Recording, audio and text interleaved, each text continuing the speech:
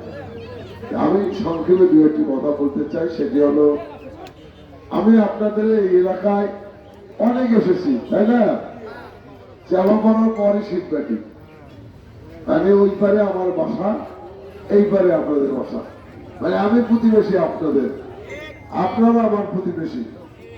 তো এই এলাকার ভালো মন্দ, এই এলাকার উন্নয়ন যতটুকু পেরেছি আমরা 3-3.5 বছরে করার চেষ্টা করেছি। আপনাদের এলাকার কাউন্সিলর সাহেব, আমি যখন বেরোচ্ছিলাম বারবার বলতো যে ভাই আমার এলাকার কাজগুলো করে দিতে হবে। এখনো সেই কাজ চলমান রয়েছে, যে 2 কোটি 40 লাখ টাকার কাজ এখনো ড্রেন রাস্তা চলমান রয়েছে, কাজ চলছে। আগামী 9 এপ্রিল নির্বাচন, বৃহস্পতিবার। এই নির্বাচন কেন? এই নির্বাচন আপনারা যাকে ভোট দিয়ে এমপি বানিয়েছিলেন, আমাদের বগুড়ার সন্তান, আপনার ভাই, আপনার সন্তান জনাব তারেক রহমান, তিনি আজকে বাংলাদেশের প্রধানমন্ত্রী হয়েছেন।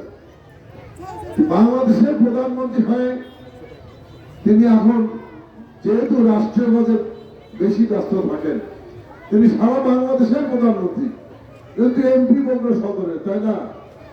এখন এই যে বগুড়া সদরের মানুষের যে অনেক কাজ রয়েছে, অনেক সমস্যা রয়েছে, এই সমস্যা নিয়ে আমরা তো এখন প্রধানমন্ত্রীর কাছে যেতে পারবেন না, রাষ্ট্রীয় প্রোটোকলের কারণে তার কাছে যাওয়া সম্ভব না। আপনারাও তার কাছে যেতে পারবেন না, তিনিও আসতে পারবেন না। তাই তিনি মনে করলেন যে আমার সদরের মানুষ কেন কষ্ট পাবে, বরং আমি এই আসনটা ছেড়ে দিয়ে আমার একজন প্রতিনিধি দেই, যিনি এই এলাকার মানুষের খোঁজখবর রাখবেন, তাদের সমস্যার সমাধানগুলো করে দেবেন এবং এলাকার উন্নয়ন করবেন। তিনি সেই জন্য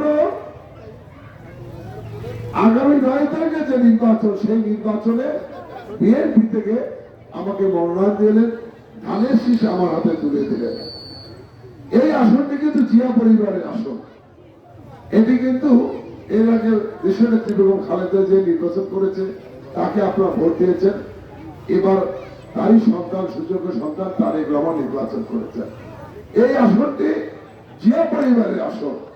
এই আসনটির মর্যাদা অনেক, কাজেই এই আসনটির মর্যাদা আমাদের রক্ষা করতে হবে। আপনারা যদি আগামী 9 তারিখ প্রত্যেককে ভোট কেন্দ্রে উপস্থিত হয়ে ধানের শীষের পক্ষে রায় দেন, তবে এই আসনের মর্যাদা রক্ষা হবে।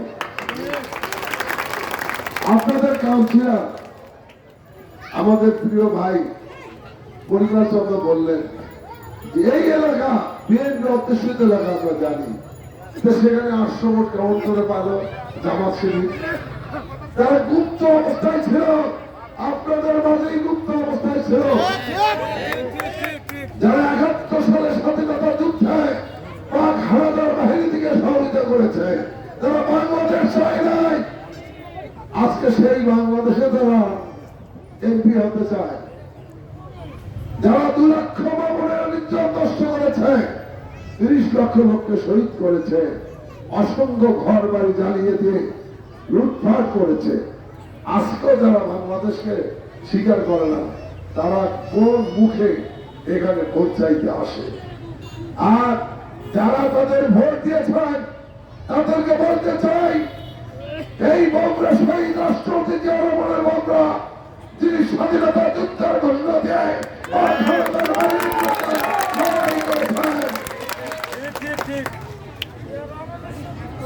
আপনারা তাদের সাথে বেইমানি করেছেন, বগুড়াবাসীর উন্নয়নের সাথে বিশ্বাসঘাতকতা করেছেন, জিয়া রহমানের সাথে বিশ্বাসঘাতকতা করেছেন। আপনার কিছু ধর্মের দোহাই দিয়ে বেহেশতের জান্নাতের টিকিটের কথা বলে আপনাদেরকে বিভ্রান্ত করেছে। প্রিয় মা বোনেরা, জান্নাত দেওয়ার ক্ষমতা মানুষের নাই। জান্নাত দেওয়ার একমাত্র মালিক মহান রব্বুল আলামিন, তিনি জান্নাতের মালিক, তিনি জান্নাত দিতে পারেন। ওরা আজকে এই সব প্রতারণা করে আপনাদের কাছে ভোট দিয়েছেন। আমি তাদেরকে বলতে বলছে না, তাদেরকে বলতে চাই, বিগত 12 ফেব্রুয়ারি যে ভুল করছেন, 9 ফেব্রুয়ারি সেই ভুল করবেন না। আপনারা আজকে রাষ্ট্রীয় ক্ষমতায় বিএনপি, এই এলাকার উন্নয়ন করবে বিএনপি, এই এলাকার সুযোগ সুবিধা দেখবে বিএনপি।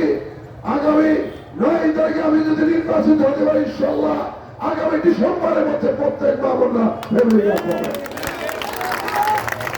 বগুড়ার উন্নয়ন পাবে। আমি বক্তব্য রাখবো না, যেহেতু আজান পড়েছে।